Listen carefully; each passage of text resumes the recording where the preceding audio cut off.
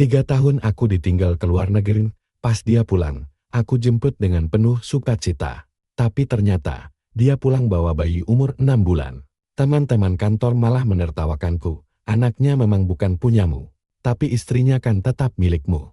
Di tengah tawa mereka, aku langsung balik badan dan menandatangani surat cerai itu. Kali ini, aku menolak jadi suami bodoh yang diselingkuhi.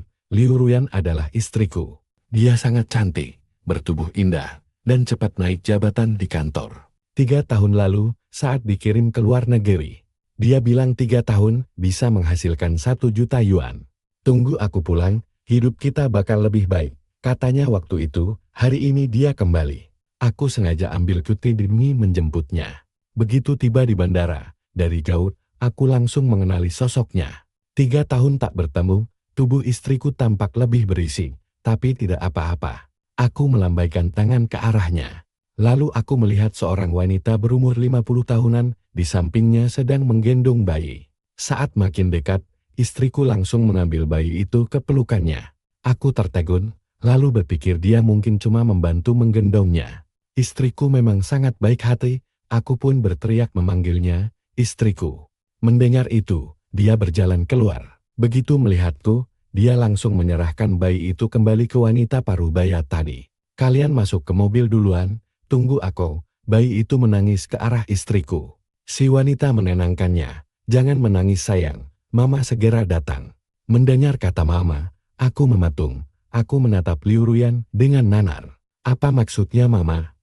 Liu Ruyan berkata dengan nada dingin, Liang Su, ayo kita bicara. Dia berjalan ke sudut yang sepi, dan aku langsung mengikutinya dengan cemas. Dari dekat, baru kusadari ada aroma susu bayi yang kuat dari tubuhnya. Bentuk tubuhnya pun sangat mencirikan seorang ibu yang baru melahirkan. Bayi itu anak siapa? Jangan bilang kamu melahirkan saat pergi 3 tahun ini. Liu Ruyan memasang wajah dingin. Kamu sudah melihatnya sendiri, aku tidak mau bohong, itu anakku. Tapi aku akan memberimu penjelasan nanti. Pulanglah dulu. Setelah urusan kantor selesai, aku akan menghubungimu. Tanpa memberi kesempatan bicara, dia langsung berbalik dan pergi. Aku terpaku cukup lama sebelum akhirnya sadar dan mengejarnya keluar. Namun, aku justru melihatnya dirangkul mesra oleh Pak Cui. Lalu mereka masuk ke mobil Mercedes bersama Pak Cui. Hatiku mencelos. 3 tahun lalu, Cui Hao juga pergi ke luar negeri. Untuk dinas luar negeri, waktu dia berangkat, aku bahkan memberinya banyak hadiah mahal agar dia mau menjaga Liu Ruyan di sana. Ternyata dia menjaganya sampai ke atas ranjang.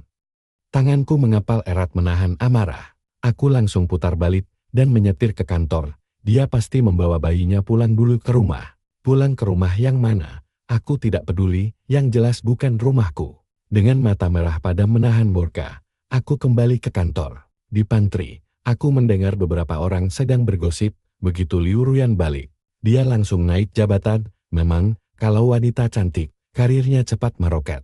Apalagi sekarang statusnya naik karena melahirkan anak. Dia melahirkan anak laki-laki untuk bos besar. Meski tidak bisa jadi istri sah, bos pasti memberinya kompensasi besar. Hebat ya Liang Su, mentalnya kuat sekali makan uang haram hasil kerja istrinya. Istri sendiri dijadikan mesin pencetak anak orang lain. Mendengar ucapan mereka, seketika darahku membeku, ternyata mereka semua tahu. Hanya aku yang dibodohi seperti orang tolol. Bahkan aku sempat bercanda dengan mereka bilang aku sangat merindukan istriku. Dulu, aku pernah ingin menyusul Liu Ruyan ke luar negeri, tapi dia selalu beralasan tidak nyaman. Membuang waktu seminggu lebih, dan boros uang. Dia menasihatiku dengan sangat meyakinkan. Liang Su, aku melakukan semua ini demi keluarga kecil kita, bersabarlah sebentar. Dan aku benar-benar bersabar selama 3 tahun tanpa menemuinya. Tapi ini hasil yang kudapatkan. Memikirkan hal itu, aku berdaham keras. Orang-orang di dalam pantry menoleh, dan seketika wajah mereka menjadi sangat pucat. Liang Su, kamu mau bikin kopi juga? Iya, sekalian mau dengar gosip kalian, jawabku dengan senyum sinis. Mendengar itu, salah satu dari mereka memberanikan diri berkata, Liang Su, sebenarnya ini bukan masalah besar. Orang lain bahkan tidak punya kesempatan sepertimu. Selama 3 tahun ini gajimu utuh, sementara istrimu menghasilkan banyak uang di luar negeri. Begitu pulang, dia mungkin langsung jadi direktur, Bagaimana rasanya? Ada tips yang bisa kamu bagikan? Dia menatapku dengan tatapan mengejek. Aku tahu dia sudah lama tidak menyukaiku. Di timku, kerjanya hanya bermalas-malasan dan menjilat atasan. Sebenarnya aku berencana memindahkannya akhir bulan ini. Tapi sekarang kupikir lebih baik dia pergi secepatnya. Namun, sebelum dia pergi, aku harus memberinya sedikit pelajaran. Aku tersenyum tipis sambil menatap pria itu. Tubuhnya saja yang pria, tapi kelakuannya hobi bergosip seperti ibu-ibu komplek. Bakat gosipmu luar biasa, kebetulan sekali. Aku punya jalan pintasnya mau coba. Aku memberi isyarat agar dia mendekat. Dia pun mendekatkan telinganya. Sambil menahan amarah yang membakar dada, aku berbisik tajam. Kamu juga bisa buka celanamu, lalu jual dirimu sendiri. Apa katamu? Aku langsung mengangkat kedua tanganku dengan santai. Bukankah kamu sendiri yang minta diajarkan caranya? Kenapa sekarang tidak terima? Liang Shuo, jangan sok hebat. Kamu itu cuma parasit yang numpang hidup dari istri orang lain. Lagi pula, meski anaknya bukan punyamu, istrimu kan masih milikmu. Besok kalau Pak Cui pindah ke pusat, suruh istrimu melahirkan anak lagi biar untung banyak. Orang-orang di sekitar langsung tertawa terbahak-bahak, aku tidak bisa menahannya lagi. Aku menerjang maju dan melayangkan pukulan keras tepat di wajahnya, lalu menjatuhkannya ke lantai. Dengan tubuhnya yang kurus kering, dia sama sekali bukan tandinganku. Dia hanya bisa meratap dan memohon ampun. Awalnya rekan-rekan lain hanya menonton. Tapi melihat gelagatku yang tak terkontrol mereka, sadar aku benar-benar ingin menghabisinya. Mereka langsung berhamburan melerai kami. Aku mengibaskan tanganku yang perih. Dasar lemah, masih saja berlagak kuat. Liang Shu, aku akan lapor polisi. Teriaknya histeris. Tiba-tiba, Cui Hao datang, ada ribut-ribut apa ini? Siapa yang mau lapor polisi? Pak Cui, Liang Shu memukulku. Lihat wajahku babak belur begini. Cui Hao menatapku tajam, Liang Shu, ada apa denganmu? Ini kantor, bukan pasar. Memukul rekan kerja, bonus bulan ini, kamu potong. Mendengar itu, Chen Ming tersenyum licik, Liang Shu, aku tidak akan memperpanjang masalah ini asal kamu bayar ganti rugi 50.000 yuan. Silakan lapor polisi, mulut kotormu tadi sudah kurekam. Begitu rekaman ini kusabar keluar, kita hancur bersama. Chen Ming langsung kiet dan panik, tapi Cui Hao segera menahannya, sudah, bubar semua. Orang dewasa harus bertanggung jawab atas perbuatannya sendiri. Chen Ming, kamu ikut ke ruanganku. Chen Ming pergi sambil mengamuk. Aku tersenyum sinis, menatap sekeliling, lalu berkata dengan tegas, siapa yang berani bergosip di belakangku lagi? Ini akibatnya. Liang Shu, kamu tidak takut dipecat? Yes, sombong amat. Biar saja, takut apa? Paling parah tinggal cari kerja lagi. Aku sih tidak takut, tapi bagaimana dengan kalian? Apa kalian yakin bisa dapat kerja di situasi sulit seperti sekarang? Seketika mereka semua terdiam. Aku tidak mau sombong, tapi kemampuanku sangat mumpuni. Jujur saja, kalau bukan karena Liu Ruyan yang memaksa, aku tidak akan sudi bekerja di sini selama 5 tahun. Pencapaianku di perusahaan ini sudah terbukti. Bagaimana Liu Ruyan bisa naik jabatan menjadi manajer divisi, dia sendiri juga tahu betul caranya. Hanya saja, lama-kelamaan dia benar-benar mengira itu semua berkat usahanya sendiri. Tapi tenang saja, aku ingin tahu apa rencana mereka sebenarnya. Setengah jam berlalu, barulah Chen Ming keluar. Manajer personalia mendampinginya, mengawasi saat dia membereskan barang-barangnya untuk pergi. Hal ini membuatku cukup terkejut. Semuanya harap perhatian. Mulai sekarang, siapapun di perusahaan ini yang menghina atau memicu keributan tanpa alasan akan langsung dipecat. Chen Ming adalah contohnya. Begitu ucapan itu selesai, seketika semua orang menatap ke arahku. Jantungku berdegup kencang, mereka sengaja melakukannya. Saat Chen Ming melewati aku, dia mendengus dingin, Liang Shu, bajingan kau. Menjual istri demi jabatan, aku benar-benar muak melihatmu. Aku hanya tersenyum, mengejek tanpa membalas sepatah kata pun, membiarkannya pergi. Kemudian, aku berbalik menatap ruangan kerja Cui Hao. Bajingan ini jelas-jelas ingin menjebakku di posisi sulit. Aku segera melangkah menuju kantornya, tapi langsung dihalangi oleh manajer personalia. Sabar dulu, Pak Cui sedang rapat video penting, kamu tidak boleh masuk. Aku menatapnya tajam, Tadi saja aku menghajar Chen Ming tanpa terluka sedikit pun.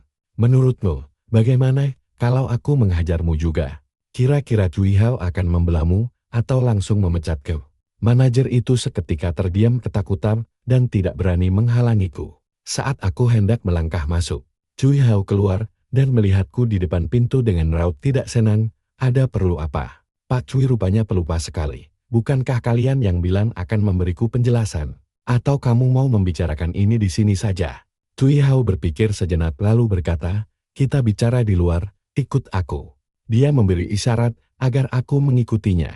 Aku menatap Cui Hao yang mengernyitkan dahi, lalu melangkah di belakangnya. Begitu kami sampai di tempat parkir bawah tanah dan masuk ke mobil, Cui Hao menyodorkan sebuah amplop tebal padaku. Aku meraba isinya. Kurasa ada sekitar 10.000 yuan. Apa maksudnya ini? Liang Su, ambil uang ini dan bekerjalah dengan baik. Masalah ini jangan dibesar-besarkan lagi. Kerja dengan baik. Kau sudah meniduri istriku dan masih menyuruhku bekerja dengan baik. Aku mencengkeram kerahnya erat-erat. Jelaskan padaku. Kapan kalian memulainya? Wajah Cui Hao tampak pucat pasi. Aku rasa tidak perlu menjelaskan detailnya secara rinci. Selain uang tunai ini, ada juga kartu ban berisi 3 juta yuan.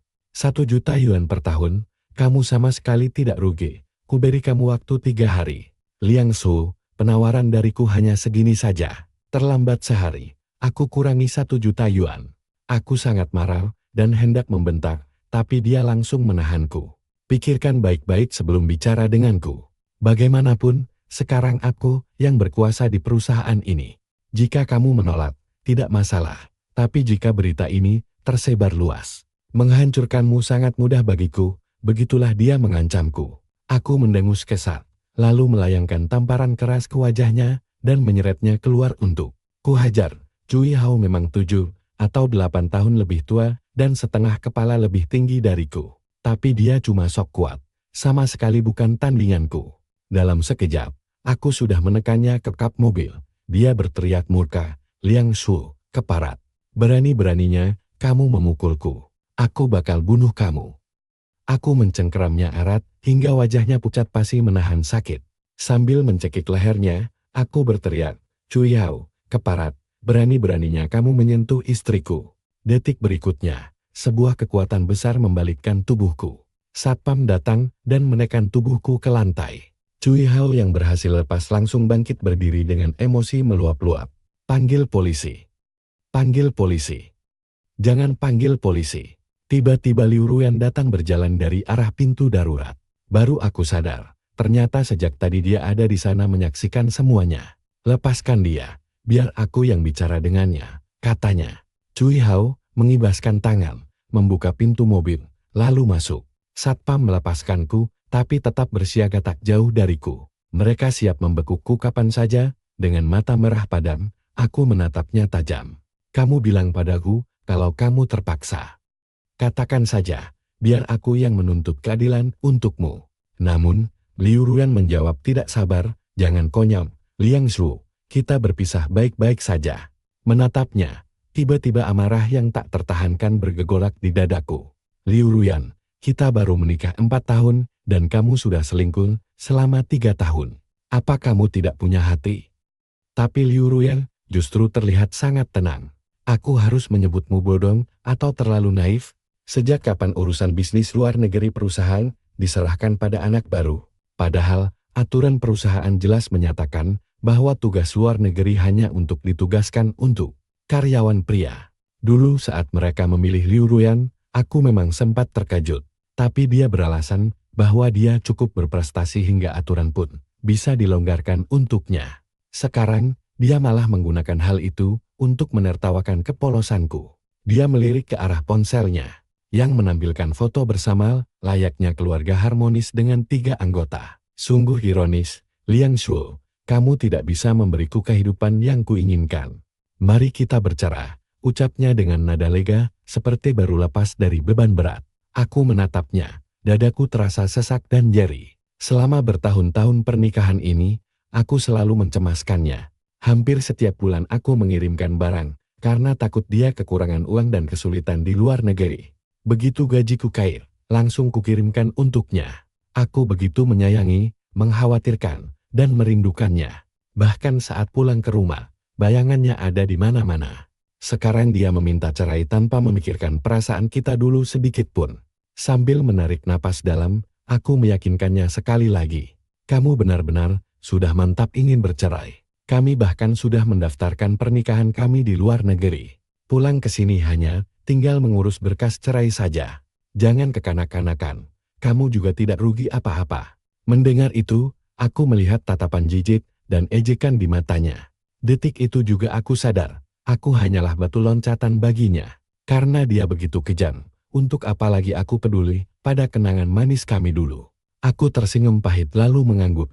Baik, jangan menyesal, tidak akan. Jawabnya dingin. Bagus, semoga kalian berdua langgeng dan terkunci selamanya sampai mati. Setelah berkata begitu, aku mengambil kartu banku dan melangkah pergi tanpa menoleh lagi. Begitu tiba kembali di kantor, aku langsung mengajukan surat pengunduran diri. Manajer personalia tampak terkejut. Dia tidak menyangka aku bisa berubah pikiran secepat ini, hanya dalam satu kali turun ke bawah. Seluruh kantor pun mulai berbisik-bisik membicarakanku, tapi kuabaikan saja mereka. Anggota timku yang merasa khawatir menarikku ke sudut ruangan, secara pribadi, "Ketua, apa Anda benar-benar mengundurkan diri? Bagaimana dengan omongan orang-orang itu? Jangan dengerin gosip miring itu. Kalau bos pergi, kami gimana?" Yang bicara itu Xiao Liu, anggota timku. Dia yang paling lama ikut aku. Berjuang bareng sejak lulus kuliah sampai sekarang sudah bisa mandiri. Melihatnya cemas begitu, aku menepuk pundaknya. Di dunia ini, tidak ada pesta yang tidak usai. Begitu posisiku stabil, aku akan menarik kalian kembali. Mendengarnya, matanya berbinar. Dia berkata, aku tahu kamu tidak akan tinggal diam. Biar mereka bicara miring, aku percaya padamu. Tetap kontak ya. Aku menepuk pundaknya. Beberapa anak di tim muda itu semua percaya padaku. Kami sudah kerja bareng bertahun-tahun, jadi mereka tahu kemampuanku. Cuma orang seperti Cui Hao yang pilih kasih, mengira Liu Minren hebat dan bisa menguntungkan dia. Aku tertawa sinis. Dulu, aku bahkan memakai semua koneksi keluargaku hanya untuk membuat Liu Ruyan bisa bertahan di perusahaan ini. Pendidikannya rendah, kerjanya payah. Kalau bukan karena aku, mana bisa dia jadi karyawan tetap. Tapi sekarang beda. Karena sudah cerai, buat apa aku membiarkan koneksiku memperkaya dirinya? Selesai serah terima jabatan, aku langsung pergi. Saat Cui Hao melihatku, dia mendengus dingin. Aku menatapnya, lalu mengacungkan jari tengah. Ku bilang pada mereka, untuk membereskan barang rongsokan itu. Seketika muka mereka berdua langsung memucat. Liu Ruyan menyuruhku mengemasi barang-barangku. Tapi ku katakan, buang saja semua barang sampah itu.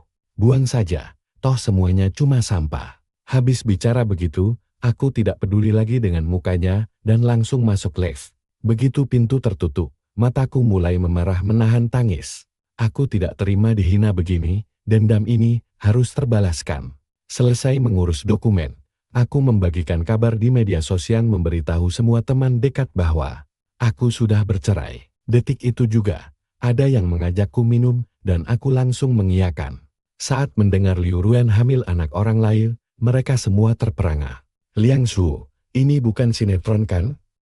Drama banget. Kok bisa-bisanya kamu sesabar ini? Kenapa tidak kamu tuntut saja? Kami para sahabat bakal bantu memberi pelajaran. Kasih tahu di mana pasangan bajingan itu tinggal. Aku buru-buru menahan mereka. Tidak usah, mereka itu sampah. Jangan sampai mengotori tangan kalian. Kalau mau bantu, kenalkan saja aku ke beberapa klien. Aku mau merintis bisnis sendiri untuk melawan mereka. Lupa ku bilang, keluargaku sebenarnya cukup berada. Dulu aku cuma malas mengurus bisnis ayahku, makanya memilih bekerja sendiri. Tapi malah berakhir tragis begini, begitu tahu aku, akhirnya mau mandiri. Mereka sangat bersemangat. Kamu harusnya lakukan ini dari dulu. Tenang, serahkan pada kami, kata mereka sambil menepuk dada menjamin. Melihat jaminan mereka, aku pun tenang. Aku meminta modal awal dari ayahku dan langsung mendaftarkan perusahaan baru.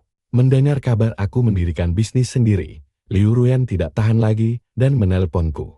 Dia memakai nomor baru, dan saat kuangkat, langsung terdengar suaranya, Liang Shu. Kenapa kamu harus melakukan semua ini?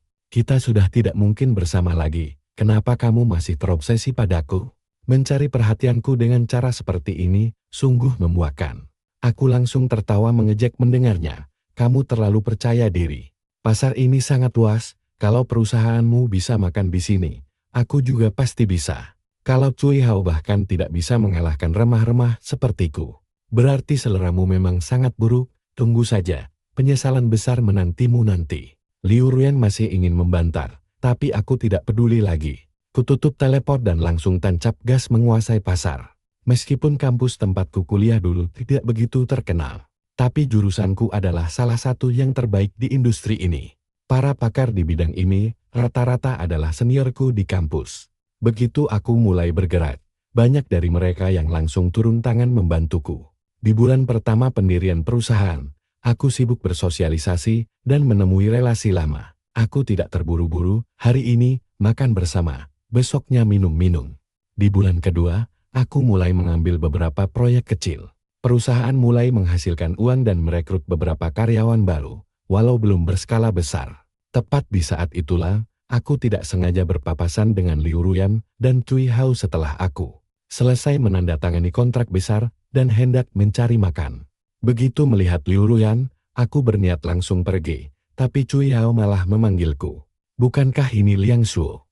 Kudengar kamu baru bikin perusahaan ya, lumayan juga. Dia lalu berkata dengan nada meremehkan, ekonomi sedang lesu. Risiko merintis usaha itu sangat besar, lebih baik hemat uangmu. Jangan sampai bangkrut dan menghabiskan seluruh harta keluargamu. Tidak usah ikut campur, sahutku ketus sambil meliriknya. Tapi omong-omong, sudah 3 bulan berlalu kok belum ada undangan pernikahan kalian ya? Cepatlah sebar, jangan sampai nanti orang-orang menjuluki kalian pasangan tidak sah yang tak tahu malu. Sudah merebut istri bawahan sendiri saja sudah bikin nama buruk. Sekarang malah tidak diberi status resmi pula. Aku lalu beralih menatap Liu Ruyan. Coba katakan, sebenarnya apa yang kamu cari? Dia menyela dengan ketus, apa urusanmu? Urus saja dirimu sendiri. Asal kamu tahu, para seniormu itu meneleponku dan bilang kamu belakangan ini memohon bantuan ke mana-mana. Tanpa dukungan korporasi besar, semua relasimu tidak akan berguna. Aku bersikap santai saja, itu semua hanyalah informasi palsu yang sengaja kubiarkan bocor demi mengecoh mereka agar tidak mengganggu rencanaku. Aku hanya tersenyum tipis tanpa membantah sedikit pun. Cui Hao menatapku dengan tatapan penuh penghinaan. Selama 3 bulan ini, selain mengurus bisnis, aku juga membayar orang untuk menyelidiki mereka. Cui Hao bagaimanapun adalah pria sukses, dia bisa memilih wanita mana saja untuk memiliki anak. Tapi kenapa harus Liu Ruyan? Padahal dia bukan yang paling cantik, bahkan sudah menikah. Usai bercerai, aku baru menyadari ada yang janggal dan mulai menyelidiki diam-diam. Siapa sangka, pencarian itu membuahkan petunjuk yang sangat mengejutkan. Tentu saja, aku menyimpannya sendiri dulu. Melihat penampilan Liu Ruyan hari ini, aku sangat menantikan saat kebenaran akhirnya terungkap ke publik. Kukibaskan tanganku. Sudahlah, kalian lanjut belanja saja, aku pamit dulu. Cui Hao masih menyindir dengan ketus, Liang Shu, kalau luang mampirlan. Kantor kami butuh satpam baru, buat cadangan jalan hidupmu kelak. Aku berbalik pergi sambil mengabaikan tawa ejekan mereka di belakang punggungku. 3 bulan berlalu, dan Cui Hao tetap belum menikahinya. 3 bulan berikutnya, aku mulai merebut proyek-proyeknya. Cui Hao awalnya tidak sadar, tapi saat para mantan anak buahku ramai-ramai mengundurkan diri dan bergabung bersamaku, dia panik. Setengah tahun kemudian, kami berhadapan langsung untuk pertama kalinya demi memperebutkan proyek besar ini. Di bandara, Cui Hao membawa timnya tiba lebih dulu demi mengamankan tempat terbaik dan menghalangi langkah stafku. Liang Shu, kamu telat selangkah, hancur semua rencana. Mending kamu pulang dan tidur saja, sindirnya. Xiao Liu yang emosi langsung ingin maju melabrak, tapi segera kutahan. Kukatakan, biarkan mereka cari mati di sana dan menunggu seperti orang bodoh, mari kita keluar saja. Aku menarik Xiao Liu, membeli kopi, lalu duduk santai menikmati sarapan pagi. Setelah itu, kami membungkus porsi tambahan ke mobil dengan sangat tenang. Xiao Liu cemas setengah mati dan bertanya, kita tidak menjemput Klinnya? Pak Qin ini penanggung jawab utama proyeknya. Kalau kita gagal menjemputnya, kontrak ini bisa melayang. Tenang, Tidak akan gagal, percaya padaku, dia pasti segera datang. Meski bingung mendengar perkataanku, Xiao Liu tetap menurut. Tak lama kemudian, muncul seorang pria paruh baya mengenakan kemeja santai dan celana pendek, seperti orang yang sedang berlibur. Sambil menyeret koper besar, dia berjalan langsung ke arahku. Aku buru-buru membukakan pintu mobil dan berseru, "Paman, akhirnya datang juga." Aku memberikan sarapan hangat yang kubungkus tadi, membantunya membawakan koper, lalu memberi kode kepada Xiao Liu agar segera membantuku. Xiao Liu melongo kaget, "Tak paman?" "Ya, dia pamanku. Dulu dialah yang menyarankanku mengambil jurusan kuliah ini. Sekarang dia adalah pakar besar di industri, sekaligus penanggung jawab proyek SC." Xiao Liu langsung tercengang hebat dan mengacungkan jempol ke arahku sebelum kami bertiga masuk ke dalam mobil. Pamanku menatapku lama lalu berdecak kagum, "Dasar bocah. Ujung-ujungnya, kamu tetap memilih jalur ini juga ya? Jangan mengejekku paman, aku kan dijebak orang lain. Tapi tidak rugi juga, minimal sekarang aku bisa bekerja sama denganmu dan tidak perlu lagi menjadi babu yang menguntungkan orang lain." Pamanku langsung tertawa lebar mendengar jawabanku. Dia menepuk pundakku, "Bagus kalau kamu berpikir begitu. Ayo ke rumahmu, aku sudah bosan tinggal di hotel terus." "Siap," kataku sambil menjentikan jari menyuruh Xiao Li menyetir ke rumah baruku. Rumah lamaku sudah kujual, kini aku tinggal di villa kecil pemberian ayahku yang salah satu. Kamarnya kujadikan ruang kerja. Aku membawa Xiao Liu dan yang lainnya ke sana. Begitu pintu ditutup, kami langsung memulai negosiasi rahasia. Di lain tempat, Cui Hao dan timnya panik setengah mati. Mereka terus berjaga sejak mendengar rumor. Padahal aku dan pamanku sudah sepakat merampungkan isi kontrak tanpa memberi mereka kesempatan. Melihat batang hidung, kami sama sekali. Kudengar Cui Hao sampai mengamuk tak karuan di bandara. Berita itu sukses membuatku terbahak-bahak. Datang cepat pun percuma jika dia tidak tahu koneksiku. Usai tanda tangan kontrak, pamanku berpesan serius bahwa anak keluarga kami tidak boleh dibiarkan ditindas oleh bajingan luar begitu saja. Dia berkata akan mengadakan jamuan bisnis besar untuk mengumumkan kerjasama kami secara resmi, sekaligus memberiku ruang untuk membalas dendam. "Terima kasih paman," kataku girang. Hebatnya lagi, aku juga berhasil merebut beberapa klien utama Cui Hao dan langsung mengikat kontrak bisnis. Aku mengundang beberapa teman dekat untuk makan malam bersama pamanku. Lingkup pergaulan industri ini sangat sempit. Semua orang saling tahu latar belakang masing-masing tanpa ada rahasia. Setelah mengetahui hubungan kekeluargaan kami, mereka sadar bahwa kerjasama bisnis adalah satu hal. Namun memihak kubu kami adalah hal krusial lainnya. Saat pergi ke toilet di tengah acara, aku berpapasan dengan Liu Ruyan. Pipinya tampak bengkak merah dan matanya berlirang air mata. Begitu melihatku, ekspresinya langsung berubah masam. Aku mengabaikannya begitu saja, tapi tiba-tiba dia berteriak memanggil namaku, "Liang Shuo." Aku pun menoleh ke belakang dan bertanya ada apa. Sikap acuh tak acuhku rupanya membuat dia makin emosional dan berkata, "Kamu pasti puas sekali sekarang kan? Akhirnya bisa balas dendam," dan menertawakanku. Aku mendadak merasa geli mendengar ucapannya.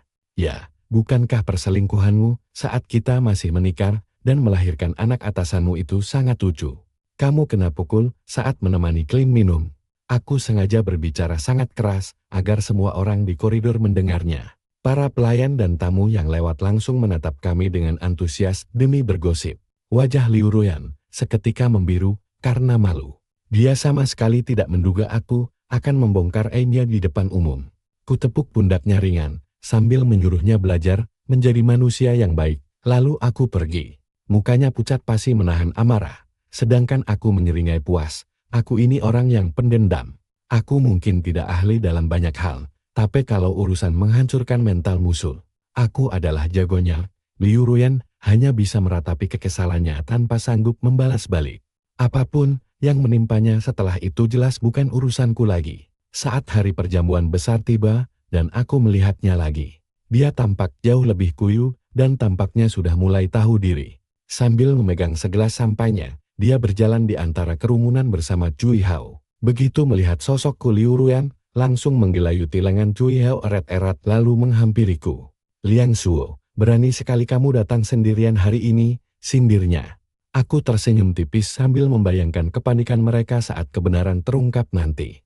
Kulayani dengan santai. Kamu saja berani datang, kenapa aku harus takut? Hari ini SC akan mengumumkan mitra resminya. Kenapa terburu-buru, Tuan Cui? Apa karena kalian gagal menjemput Kling di bandara waktu itu? Cui Hao merapikan setelannya dengan wajah kesal, lalu menyuruh Liu Ruyan mencari informasi. Tidak butuh waktu lama bagi wanita itu untuk kembali dan berbisik bahwa SC sudah menentukan nama. BRUSAHEN yang berhasil mendapatkan kontraknya. Tampaknya kita kalah cepat selangkah. Mendengar hal itu, Cui Hao langsung merengut kesan, perusahaan mana yang seberuntung itu. Sambil menatap tajam ke Liu Ruyan, dia membentak, semenjak kamu memegang kendali, tidak ada satupun proyek yang berhasil, malah banyak klien yang lepas. Dia memarahi Liu Ruyan tepat di hadapanku. Aku hanya tersenyum menyaksikan pertengkaran mereka. Dia tahu betul bagaimana cara kotor mendapatkan klien-klien itu selama ini. Tanpa bantuan dariku, dia baru sadar betapa beratnya dunia kerja. Aku menyela obrolan mereka dan berujar, teknologi Subo adalah mitra resmi yang dipilih oleh SC. Mendengar penjelasanku, Cui Hao langsung tertawa terpingkal-pingkal. Tawanya yang sangat keras itu sampai memicu perhatian orang-orang di sekitar kami. Berani sekali pecundang ini membual bahwa SC mau bekerja sama dengan perusahaan rintisan bau kencur miliknya. Mimpi di siang bolong ya. Namun saat dia tertawa, dia menyadari semua orang di sekelilingnya terdiam membisu tanpa ekspresi. Wajahnya seketika menegang tak percaya, tidak mungkin. Bagaimana bisa begitu? Aku hanya tersenyum penuh kemenangan. Perusahaanku memang tergolong baru, tapi disokong penuh oleh grup raksasa milik ayahku. Korporasi mana yang menolak bermitra dengan kami? Seandainya Cui Hao dan Liu Ruyan berpikir jernih, mereka pasti tahu bahwa akulah sosok dewa penolong yang paling tidak boleh mereka singgung. Sayang sekali, mereka sudah kehilangan kesempatan emas tersebut. Cui Hao hanya bisa menggigit bibirnya tanpa kata. Seseorang di sampingnya berbisik menjelaskan, tentu saja. Liang Shuo adalah putra tunggal dari Taipan bisnis Liang Jingbiao. Masa kamu tidak tahu? Muka Cui Hao makin mengerikan. Bahkan Liu Ruyan pun terbelalak tidak percaya. Saat dia baru mau berbicara, pamanku melangkah maju dan meresmikan hubungan kerja sama kami di hadapan semua tamu undangan. Kami bertukar dokumen kontrak yang langsung disambut tepuk tangan meriah. Dengan kemenangan telak ini, aku membuktikan bahwa akulah pemenangnya. Wajah Cui Hao benar-benar aku mengangguk pada Liu Ruyan. Tubuhnya langsung gemetar, seolah tidak percaya kalau aku sebenarnya anak dari keluarga kaya. Dulu, demi bersamanya, aku menyembunyikan latar belakang keluargaku karena dia selalu bilang ingin sukses dengan usahanya sendiri. Melihatnya begitu mandiri dan penuh keyakinan saat itu. Melihat sikapnya, aku berpikir jika aku mengandalkan keluargaku, entah seberapa parah, dia akan mengejekku. Jadi, aku tidak banyak bicara dan sengaja membeli rumah kecil untuk berjuang bersamanya. Rencananya aku baru akan memberitahunya saat waktunya tepat. Tapi ambisi karir Liu Ruyan ternyata terlalu besar. Dia bahkan berniat pergi ke luar negeri. Aku hanya bisa menyisihkan waktu untuk membelikan barang dan mengiriminya uang. Namun, seluruh pengorbananku justru dibalas dengan pengkhianatan. Hatiku hancur lebur. Meski begitu aku tidak berniat membalas dendam. Kami sudah berbeda jalan. Sekarang, hatiku justru terasa sangat tenang. Dalam bisnis, kedamaian membawa rezeki, dan dia tidak layak membuatku marah. Setelah kejadian itu, aku menandatangani kontrak dengan perusahaan teknologi milik pamanku. Meski dia paman kandungku, urusan profesional tetap harus jelas. Jika tidak puas, dia bisa langsung menolaknya. Aku pun bersikap profesional dan fokus bekerja mendampingi pamanku. 2 bulan berlalu, Cui Hao mulai kewalahan. Aku menyuruh Xiao Liu dan yang lainnya memantau situasi dan langsung merebut semua klien begitu. Ada kesempatan, klien-klien itu memang milikku sejak awal. Sekarang, setelah mereka kembali padaku, Cui Hao benar-benar tidak sanggup lagi. Saat Liu Ruyan datang menemuiku, aku sama sekali tidak terkejut. Dengan kemampuan mereka, bisa bertahan selama ini saja sudah hebat. Sambil mengepalkan tangan, dia menatapku tajam dan berteriak, Liang Shuo. Apa menyenangkan mempermainkanku? Aku tertegun sejenak. Mempermainkanmu? Dari mana asal tuduhan itu? Kamu jelas-jelas begitu kaya tapi malah membohongiku. Kamu menipuku. Dia mulai memukulkan kepalan tangannya ke dadaku. Aku segera mencengkeram tangannya. Liu Ruya, jangan pikir tindakanmu ini terlihat menarik, kataku dingin. Dengar baik-baik, penyesalanmu tidak ada gunanya. Kita sudah selesai. Mendengar ucapanku wajahnya langsung pucat pasi. Liang Shuo silakan pergi, ujarku, menyuruhnya menjauh. Aku tidak ingin terlibat masalah apapun. Bom waktu yang mereka tanam sendiri sebentar lagi akan meledak. Aku hanya tinggal menunggu kehancuran Liu Ruyan. Tapi, mengingat kami pernah menikah, aku terdorong untuk menasihatinya. Cui Hao bukan pria baik, sebaiknya kamu segera putus hubungan dengannya. Setelah mengatakan itu, aku tidak ingin mencampuri urusannya lagi. Liu Ruyan diusir oleh keamananku, tapi dia masih bersikeras menggangguku. Namun, sebelum sempat menangis di hadapanku, skandal dirinya sebagai orang ketiga justru terbongkar ke publik. Saat melihat berita itu, aku tidak bisa menahan tawa. Baru 2 hari berlalu sejak Liu Ruyan menemuiku. Rupanya, seseorang sudah mulai bertindak. Liu Ruyan diserang oleh istri Sar dan kawan-kawannya. Pakaiannya dilucuti. Lalu dia ditinggalkan di pinggir jalan untuk menjadi tontonan banyak orang. Di sanalah dia baru sadar bahwa Cui Hao bukanlah bujangan kaya raya, melainkan pria beristri. Sang istri yang sakit-sakitan tidak bisa melahirkan. Sehingga bersekongkol dengan Cui Hao agar Liu Ruyan melahirkan putra untuk mereka. Sialnya, Liu Ruyan mengira Cui Hao tulus mencintainya dan mereka sedang menjalin hubungan asmara. Yang nyata, dia bahkan tega menceraikanku demi melahirkan anak untuk Cui Hao. Dia kembali ke tanah air berharap menjadi Nyonya Cui. Namun, setelah bayinya lahir, Cui Hao justru semakin dingin dan mengabaikan pernikahan. Ditambah peringatanku hari itu, Liu Ruyan tampaknya mulai menyadari sesuatu. Dia langsung melabrak Cui Hao setibanya di rumah. Cui Hao yang jengkel mengusirnya, hingga membuat Liu Ruyan mengancam akan melaporkannya atas tuduhan pemerkosaan. Keributan ini memancing amarah sang istri Sa. Sebagai wanita yang kenyang pengalaman, dia langsung melabrak dan menghajar Liu Ruyan habis-habisan karena menjadi selingkuhan. Dia bahkan memviralkan kejadian itu di media sosial. Tanpa banyak bicara, dia mempermalukan Liu Ruyan dengan melucuti pakaiannya di depan umum hingga dihujat netizen. Sepanjang kejadian, Cui Hao hanya bersembunyi tanpa mengucapkan sepatah kata pun. Tidak membela ataupun melindungi Liu Ruyan. Aku sungguh merasa ini lucu. Inilah pria pilihan Liu Ruyan demi cinta semu. Dia rela mengorbankan pernikahannya hanya untuk dicap sebagai pelakor.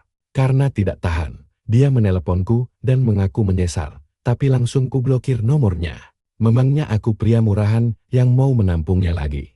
Sementara itu, masa lalu Liu Ruyan dan Cui Hao saat di luar negeri juga habis dikuliti netizen. Mereka tidak peduli kebenaran, hanya ingin gosip hangat. Semakin heboh ceritanya, semakin mereka menikmatinya. Bahkan ada netizen yang melacakku dan berkomentar, "Hebat, bro. Kamu berhasil menyelamatkan diri tepat waktu. Apa kamu sudah tahu kelakuannya sejak awal?" Melihat Liu Ruyan dihajar sungguh memuaskan. Banyak netizen berkomentar demikian. Aku tentu saja sudah menonton video aslinya. Tidak hanya menonton, aku bahkan ikut menyebarkannya agar makin viral. Kini Cui Hao pun tidak akan bisa tenang. Kekuatan opini publik sangat luar biasa, membuatku sebagai mantan suaminya menjadi pemenang utama. Semua orang mengira aku pria setia yang tetap tulus menanti selama 3 tahun kepergian istrinya. Namun langsung dicampakkan begitu dia kembali. Berkat simpati itu, perusahaanku mendapat sorotan besar.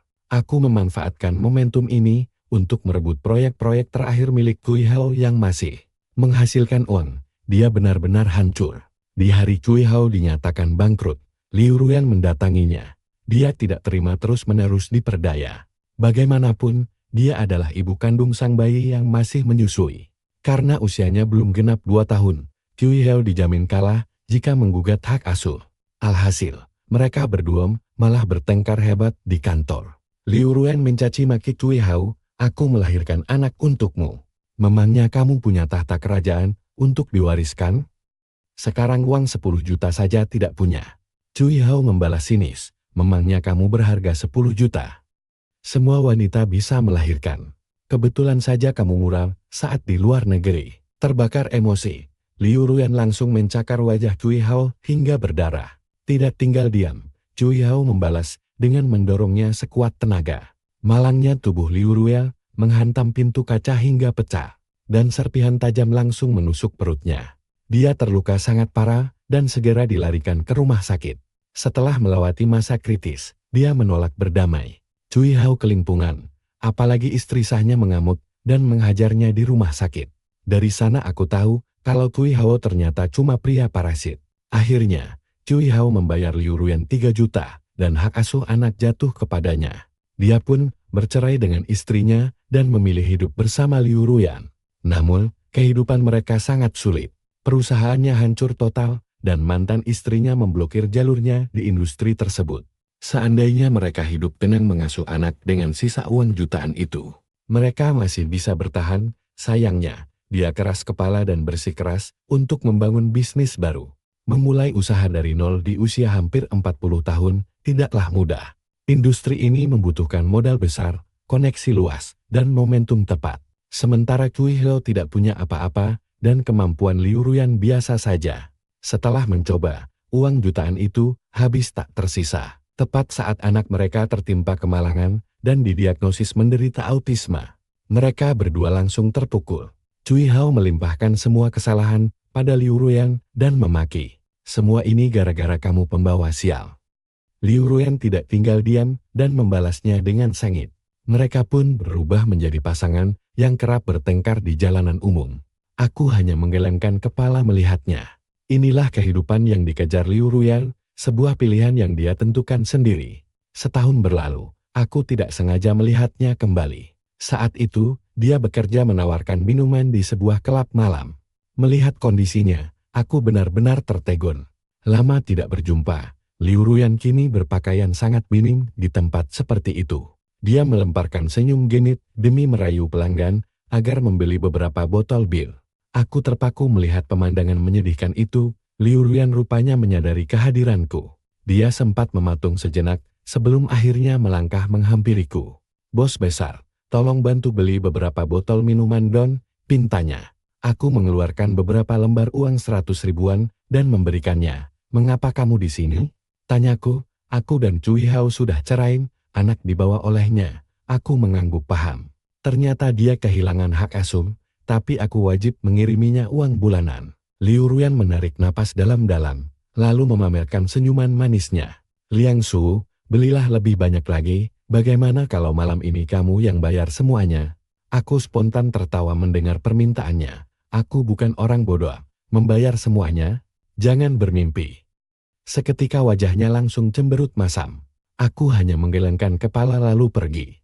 Melakukan kesalahan sekali sudah cukup, aku tidak akan mengulanginya lagi. Sejak hari itu, aku tidak pernah melihatnya lagi. Kudengar dia sempat menggandeng lansia kaya, tapi berujung dikejar dan dipukuli anak-anak pria itu di jalan. Kabar lain menyebutkan anak malangnya dikirim ke desa lalu tenggelam. Namun semua penderitaan itu tidak ada hubungannya denganku. Bisnisku terus berkembang pesat hingga aku sibuk mengurus negosiasi setiap hari. Mana sempat memikirkan dirinya lagi. Jalan hidup yang dia pilih harus dia jalani sampai akhir hidupnya selesai.